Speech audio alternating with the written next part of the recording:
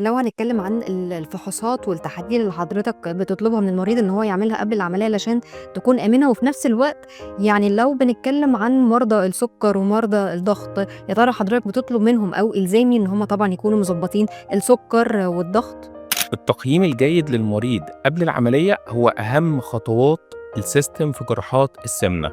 المريض إحنا مش فكرة إن أنا أعمل عملية وخلاص، فكرة إن أنا أعمل عملية بنجاح وبأمان. أنا عايز أعمل عمليتي ومريض يكون أمان، وصل للوزن اللي هو عايز ينزله، الوزن الزايد اللي عامل لي مشاكل في حياتي، وتكون صحتي تكون جيدة.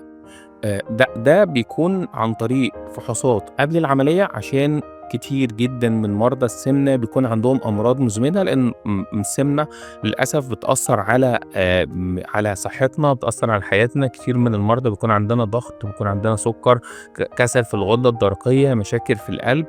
إحنا بنعمل فحوصات قبل العملية عشان نتطمن إن إحنا fit للجراحة. في حال وجود أي خلل في الفحوصات، إحنا بنأجل الجراحة لحد ما نضبط النقط ديّة. لو عندي ضغط لازم ضغط يكون في المعدل الطبيعي أو قريب منه. لو عندي سُكّر، إحنا بنعمل تحليل سُكّر تراكمي نتطمن على نسبة السُكّر في الدم، لإن لو سُكّرنا عالي هنأجل العملية. بنعمل تحاليل للغدة الدرقية، بنتطمن على كسل الغدة الدرقية. في حال وجود كسل للغدة الدرقية، بناخد هرمون تعويضي عشان النسبة تكون قريبة من الطبيعي، فما يحصلناش مشاكل.